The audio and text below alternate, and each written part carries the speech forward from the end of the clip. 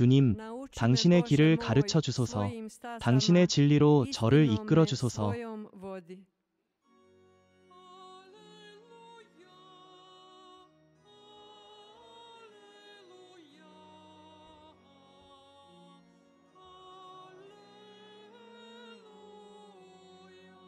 주님께서 여러분과 함께. 루카가 전한 거룩한 복음 말씀입니다.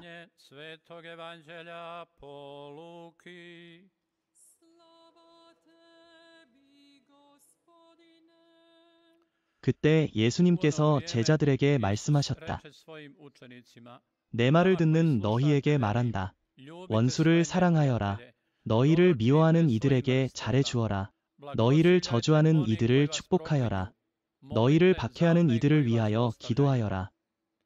누가 내 뺨을 치거든 다른 뺨마저 돌려대고 겉옷을 빼앗는 이에게 속옷까지 거절하지 마라. 청하는 이에게는 누구에게나 주고 빼앗는 이에게는 되찾으려 하지 마라. 사람들이 너희에게 해주기를 바라는 그대로 너희도 남에게 해주어라. 너희를 사랑하는 이들만 사랑한다면 무슨 상이 있겠느냐? 죄인들도 자기들을 사랑하는 이들을 사랑한다. 너희에게 잘해주는 이들에게만 잘해준다면 무슨 상이 있겠느냐? 죄인들도 그렇게 한다. 되돌려 받을 생각으로 꾸어주는 것이라면 무슨 상이 있겠느냐? 죄인들도 똑같이 죄인들에게 꾸어주고 다시 받는다. 그러나 너희는 원수를 사랑하여라. 좋은 일을 하고 꾸어주되 아무것도 바라지 마라. 그러면 너희는 큰 상을 받을 것이고 지극히 높으신 분의 자녀가 될 것이다. 그분께서는 은혜를 모르는 이와 악한 이에게도 인자하시다. 너희 아버지께서 자비하신 것처럼 너희도 자비로운 사람이 되어라. 남을 심판하지 마라. 그러면 너희도 심판받지 않을 것이다. 정죄하지 마라. 그러면 너희도 정죄받지 않을 것이다. 용서하여라. 그러면 너희도 용서받을 것이다. 베풀어라. 그러면 너희에게도 베풀어 주실 것이다. 누르고 흔들어 넘치도록 후하게 되어 너희 품에 안겨질 것이다. 너희가 되는 그대로 너희도 되받을 것이다. 주님의 말씀입니다.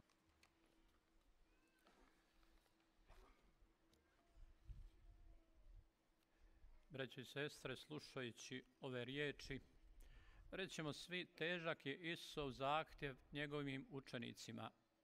Ljubiti 사랑하는 형제자매 여러분, dobro činiti mrziteljima, moliti za one koji nas zlostavljaju. 그분의 도우심과 힘이 없다면 우리는 결코 멀리 가지 못할 것입니다.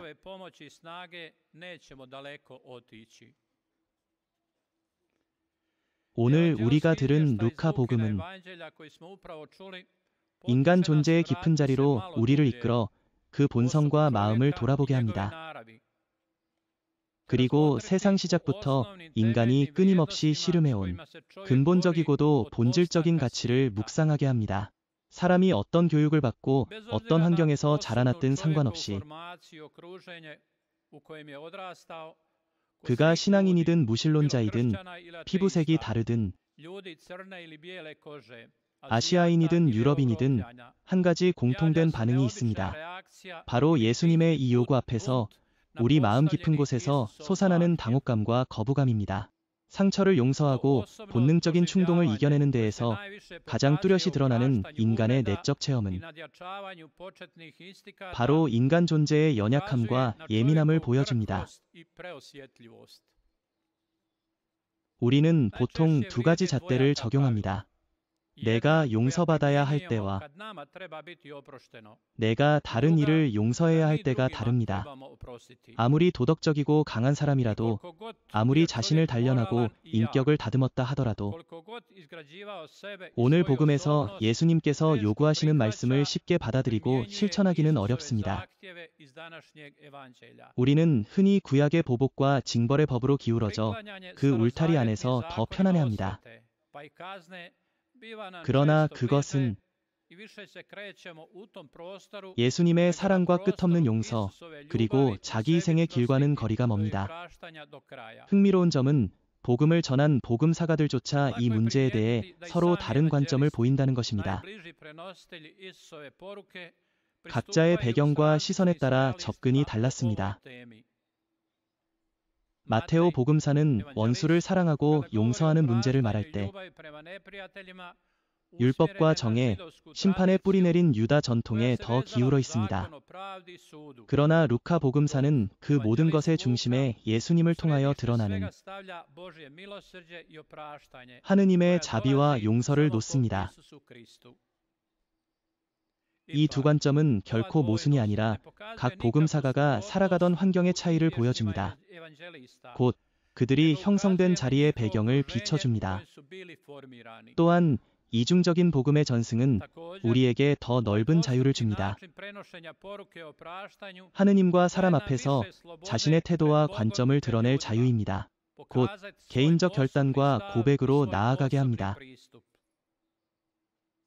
그러므로 신앙은 획일적이고 답답한 것이 아니라 종종 그리스도인들에게 던져지는 오해와 달리 풍요로운 다양성을 품고 있습니다. 그러나 언제나 예수님의 말씀 안에서 살아 움직이는 다양성입니다. 결국 그리스도인의 삶이란 무한하신 하느님의 자비와 사랑, 끝없는 선의와 헤아릴 수 없는 너그러움을 닮아가는 삶입니다. 우리 행동의 첫째 동기는 지극히 높으신 분의 자녀임을 드러내는 것입니다. 그렇다면 그리스도를 따르는 삶이란 과연 무엇이겠습니까? 우리는 스스로에게 그 질문을 던집니다. 무엇보다 먼저 그분을 따른다는 것은 자신을 온전히 내어 맡기는 것입니다. 그분의 모습이 내 안에 새겨질 만큼, 그분의 방식으로, 곧 하느님의 방식으로 반응할 수 있을 만큼 닮아가는 것입니다. 그것이 곧 예수님의 길입니다. 이를 위해 교회는 세례성사를 통하여 그 길을 열어줍니다.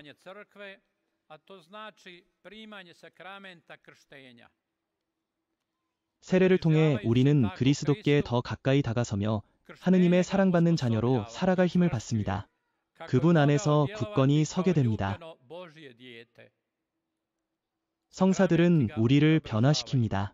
교회의 이 은총의 행위는 단지 시작에서 끝나지 않고 우리가 하늘 아버지의 참된 자녀로 살기 위해 끊임없이 하느님의 은총 안에 머물러야 합니다. 성사의 은총과 선포된 복음 말씀에 자신을 내어 맡기며 그분의 손길로 빚어져 가야 합니다. 교회의 활동이 맺는 순수한 열매는 신자를 수많은 유혹에서 떼어내어 하느님께로부터 오는 것과 사람이 마땅히 해야 할 것에 마음을 열어드리게 하는 것입니다. 이것은 사실 어디에서 어떤 방식으로 일어나든지 그리스도인으로 하여금 건강한 분위기와 은총의 터전을 마련하게 하여 점점 더 충만한 하느님의 활동이 드러나도록 하는 것입니다. 그리스도를 따른다는 것은 단순히 내 영감과 상황에 따라 행동하는 것이 아니라 그분께서 그러하셨듯이 모든 일을 완전한 신뢰와 순명으로 받아들이는 것입니다. 필요하다면 고통 속에서도 그분을 따라가는 것, 바로 그 길이 거룩한 승화의 길이 됩니다. 그분을 따른다는 것은 그분처럼 세상을 바라보는 것이며 일상의 모든 상황 앞에 언제나 마음을 열어두는 것입니다. 그리스도인은 자신의 응답이 그리스도인이라는 이름에 걸맞도록 주의합니다.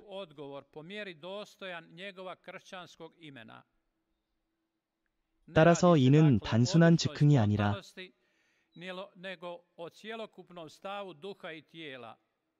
그리스도의 행동 양식을 닮아가는 온전한 정신과 육신의 태도입니다. 이는 가끔 적용하는 선택적 태도가 아니라 일상 전체에 스며드는 그리스도의 현존을 살아내는 것입니다.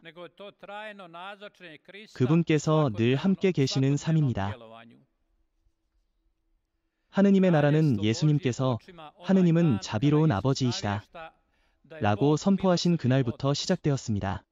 예수님은 당신 자신 안에 현존하는 하느님의 자비를 드러내셨습니다. 그리고 같은 것을 제자들에게 요구하셨습니다.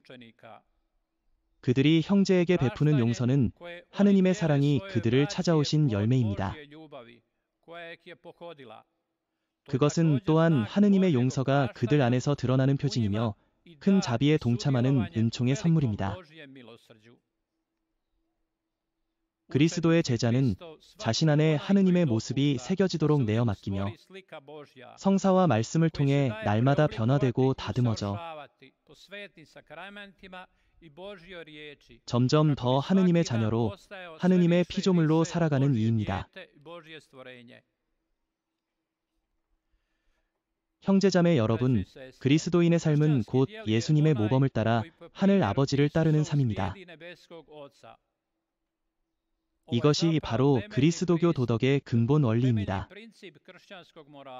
하느님과 맺은 인격적인 관계 안에서 그리스도인은 힘과 위로를 얻어 자신과 함께 사는 형제자매들의 일상과 걱정 속에서 더 큰 사랑으로 봉사하게 됩니다. 예수님께서 말씀하신 자비로운 용서는 특별한 순간에만 드러나는 것이 아니라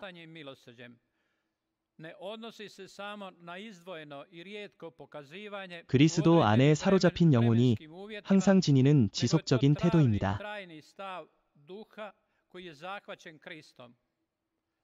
그는 오직 하느님의 사랑으로만 행동할 수 있습니다.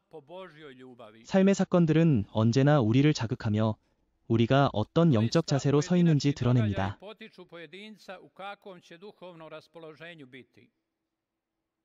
과연 나의 삶이 복음이 요구하는 것과 얼마나 가까이 있는지 말입니다. 불편한 상황 속에서야 비로소 내가 배운 복음의 원칙이 얼마나 힘있는지를 알게 됩니다. 이론으로는 잘 알지만 그것을 실제 삶에 적용하려 할 때 위기가 찾아옵니다. 그때 우리는 시험대에 서게 됩니다. 누가 용서할 수 있겠습니까? 바로 하느님께 붙들린 사람. 그리고 자신이 하느님과 사람으로부터 수없이 많은 용서를 받아왔음을 아는 사람뿐입니다. 나약한 이는 결코 용서하지 못하고 마음속에 복수의 독을 품습니다. 용서는 인간 안에서 이루어지는 하느님의 역사입니다. 도덕적으로 강한 사람만이 증오를 물리치고 진정으로 용서할 수 있습니다. 그러한 사랑은 세상을 변화시키며 새로운 길을 엽니다.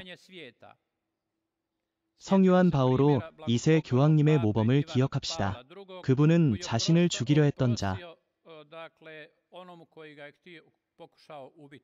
암살자를 용서하셨습니다.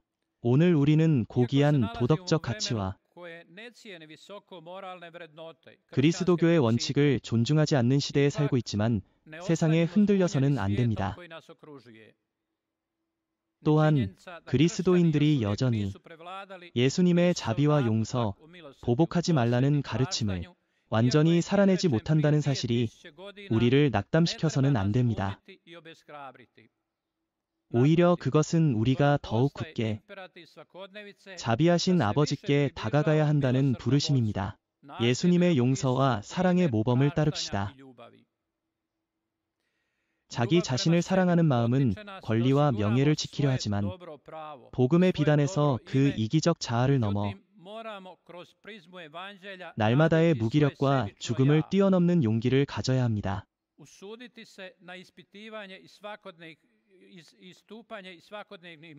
그리고 오직 하느님 안에서 삶을 굳건히 세워야 합니다. 미워하고 용서하지 못하는 이는 온전히 살 수 없고 불구의 삶을 살 뿐입니다. 그리스도인으로서 우리는 사랑의 문화를 세우고 가꾸어야 합니다. 언제나 하느님의 부르심을 마음에 두며 우리 또한 심판대에 설 수 있음을 잊지 말아야 합니다. 형제자매 여러분, 우리는 두 세계 사이에 서 있습니다. 하나는 여전히 보복의 법으로 끌어당기는 세상, 다른 하나는 하느님의 자비를 드러내신 예수 그리스도의 길입니다. 우리는 곧 육의 법과 영의 법 사이에 서 있습니다. 세속적인 애착에서 벗어나기는 어렵지만 곁에 달라붙은 헛된 것들을 버리고 što su uz nas prionule 마음을 i 높여 srce 이기심과 težni za onim što nas nadvisuje i izdiže iz sebičnosti, 자기만족과 samodopadnosti 보복심을 ili 넘어야 dožnosti 합니다. svete. 오늘 우리가 U 사는 ovom 이 시대 vremenu u 안에서 kojem sami živimo, molimo Boga 하느님께서 우리를 많이 용서해 주시고 사람들도 우리를 용서해 주기를 기도합시다. 우리의 기도가 받아들여지려면 두 가지가 함께 이루어져야 합니다. 곧 우리가 주님의 기도에서 바치듯 저희에게 잘못한 일을 저희가 용서하오니 우리도 형제들을 용서해야 합니다. 그렇지 않으면 모든 것이 제자리로 돌아가고 악의 고리는 끝없이 이어질 것입니다. 그러므로 먼저 용서와 자비로 악을 끊읍시다. 그때에야 비로소 우리를 향해 하느님의 자비와 용서가 열릴 것입니다. 우리가 사물과 사건과 사람들을 어떤 잣대로 대하는지에 따라 우리도 그 잣대로 되받게 될 것입니다.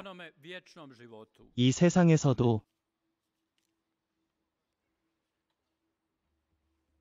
그리고 영원한 생명 안에서도.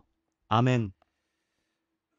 Pomolimo se Bogu koji je Boga dobrotom, te i nas poziva na dobrotu.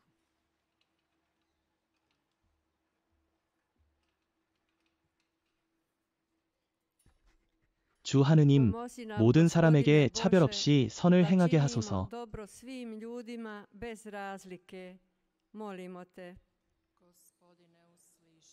주님, 모든 덕행으로 저희를 채워주소서. 특히 당신과 이웃을 향한 사랑으로 가득 채워주소서. 주님, 모든 사람과 그 양심을 존중할 수 있도록 저희를 가르쳐 주소서.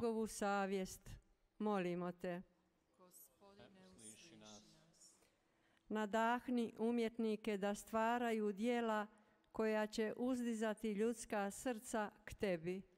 Molimo te. 평화의 모후이신 복되신 동정 마리아의 전구로 하늘의 아버지시여 저희가 드린 기도와 저희 마음속에 간직한 모든 이들을 받아주소서. 이는 우리 주 그리스도를 통하여 비나이다.